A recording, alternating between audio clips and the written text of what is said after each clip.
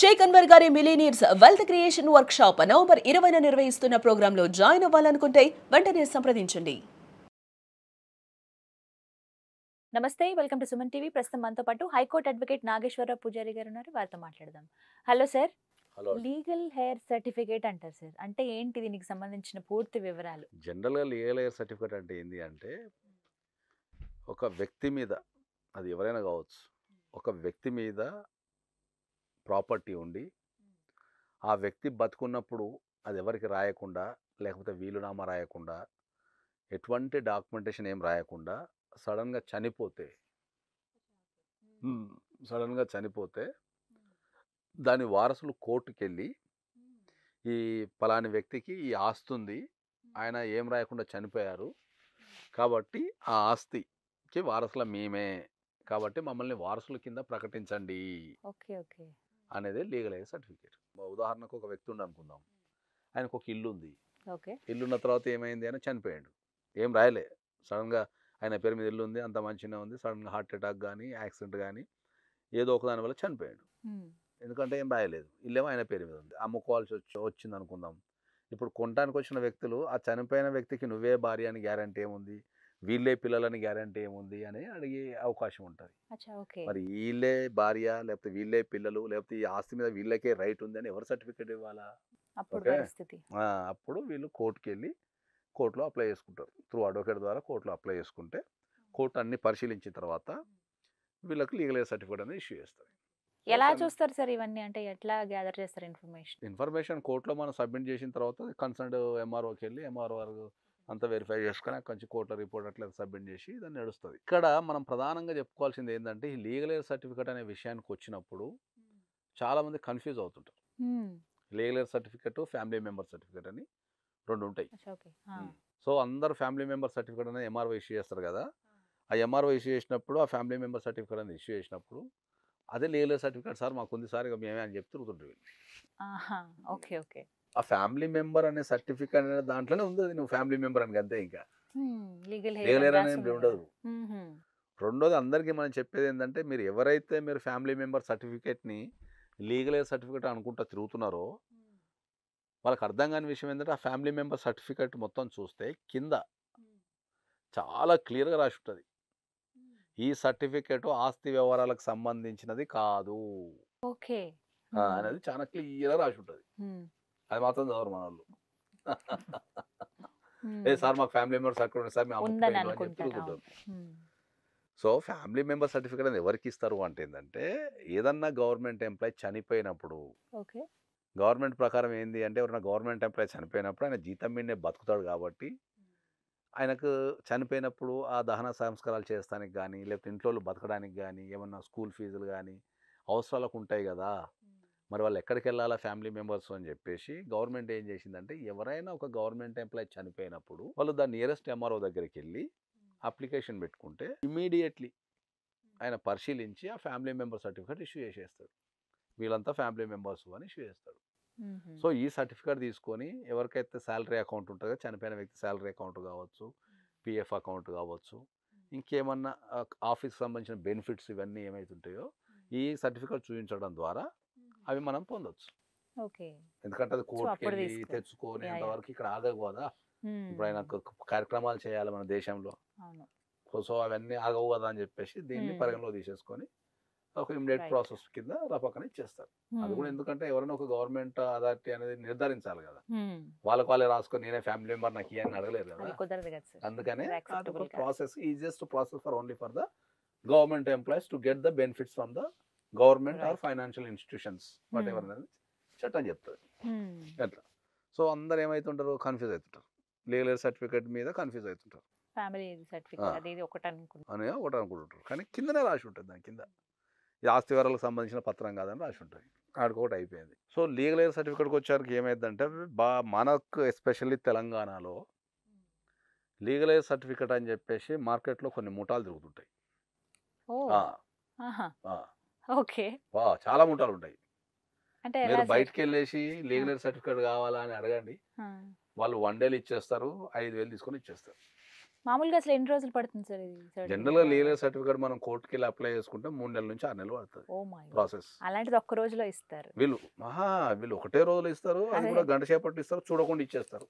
Oh my God నువ్వు ఎక్కడైనా హైదరాబాద్లో తెలంగాణలో ఏ నడి రోడ్డు మీద నిలబడి నాకు లీగల్ ఎయిడ్ సర్టిఫికేట్ కావాలంటే పక్కనే ఉంటాడు, ఓ గాడ్ 5,000 తీసుకుంటాడు, మళ్ళీ సాయంత్రకాలం వచ్చి సర్టిఫికేట్ ఇచ్చేస్తాడు. మన జనాలకు అర్థం కాని విషయం ఏంటంటే ఆ లీగల్ ఎయిడ్ సర్టిఫికేట్ మీద మెజిస్ట్రేట్ సంతకం పెట్టి ఉంటుంది, స్టాంప్ వేసి కోర్టు స్టాంప్ వేసి మెజిస్ట్రేట్ సంతకం పెట్టి ఉంటుంది.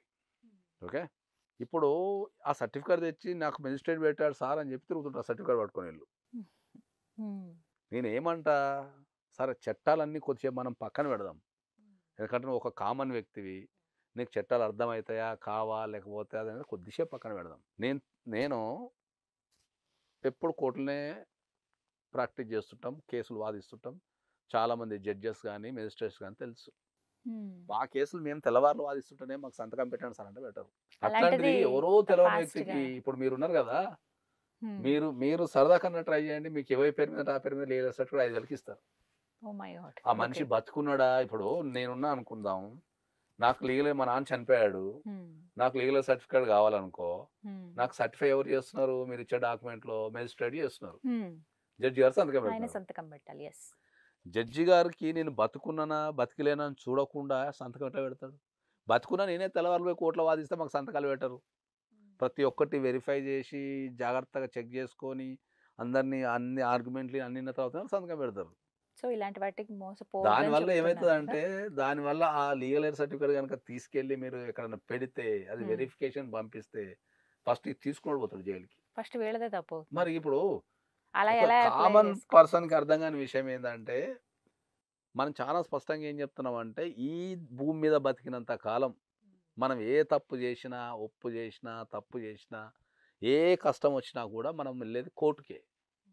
ఇక కోర్టును మించిన వ్యవస్థ కానీ, కోర్టును మించిన ఇన్స్టిట్యూషన్ కానీ ఈ భూమి మీద లేదు. ఇక అది ఒక సామాన్య వ్యక్తికి కావచ్చు, ఒక ప్రధానమంత్రికి కావచ్చు, ఒక రాష్ట్రపతికి కావచ్చు, ఎంత పెద్ద వ్యక్తి అయినా, సెలబ్రిటీ అయినా, ఎవరైనా సరే, మనం ఏదన్నా వచ్చి మనకు జరుగుతాం లేదంటే మనం కోర్టుకి వెళ్ళి అప్లై చేసుకుంటాం. ఆ కోర్టు డాక్యుమెంట్ నువ్వు సంతకాలు వేసుకొని తిరుగుతుంటే ఎవరు ఊరుకుంటారు? ఇంకా నేను రోజు మా ఆఫీస్లో నెత్తి నోరు బాదుకుంటుంటా, అరే భయ్ దాంట్లో కాదు, అది జడ్జి సంతకం పెట్ట, నువ్వు పోయినావా జడ్జి దగ్గరకని అడుగుతా, నేను పోలేదు సార్ అంటాడు.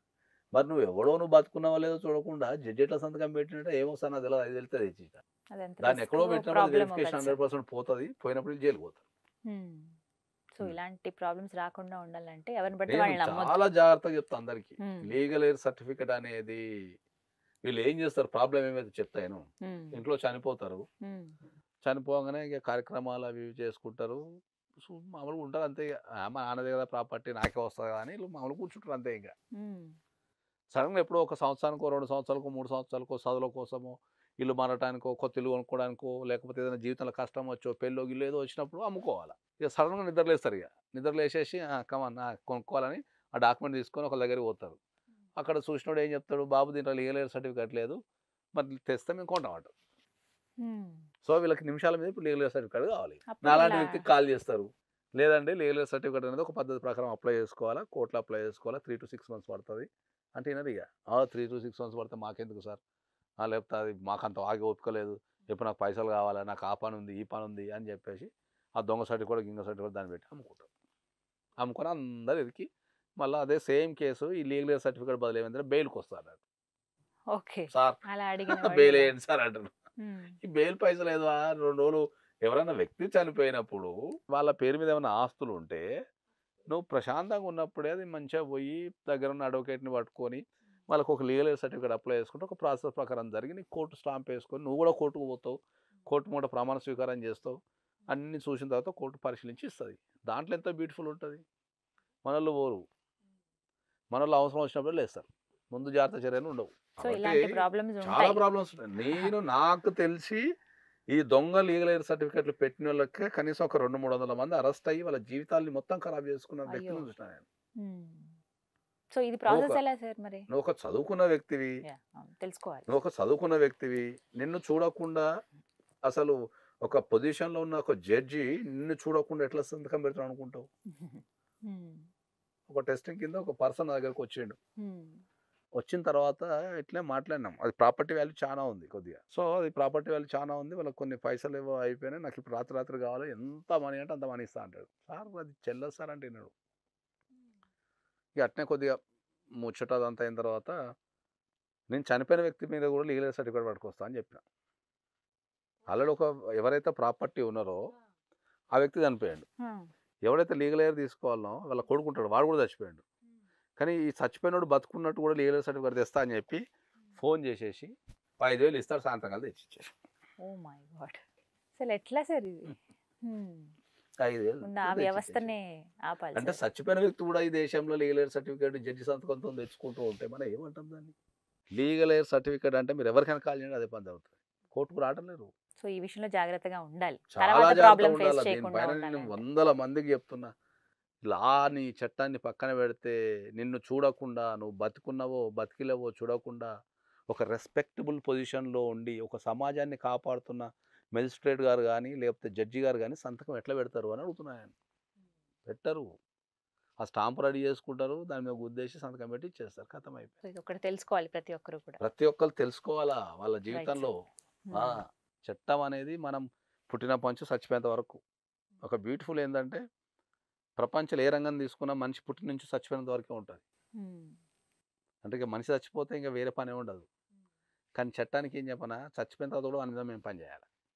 కరెక్టే ఇలా ఈ లీగల్ హెయిర్ సర్టిఫికేట్ అందులో ఒకటి. ఏదైనా కావచ్చు. ఇప్పుడు బతుకున్నప్పుడు ఒకటి రాస్తాడు, 100 కోట్లు డిపాజిట్ చేసినా మీరు దీన్ని ఒక ట్రస్ట్ పెట్టేసినా 100 కోట్లతో మీరు ట్రస్ట్ నడపండి అంటాడు అంతే. చచ్చిపోయిన వ్యక్తి ఆశయాన్ని మళ్ళీ నిలబెట్టేది ఎవడు? మళ్ళీ అడ్వకేటే చట్టమే. అయ్యా నువ్వు రాసినావు 100 కోట్లు కమాన్ అని చెప్పేసి వాడు బతికినంత కాలము, చచ్చిపోయిన తర్వాత కూడా కొన్ని వందల సంవత్సరాలు మనం వాళ్ళకున్న కోరికల్ని. ఇప్పుడు మా దగ్గర ఒక వీలునామా వచ్చింది మొన్న రీసెంట్గా.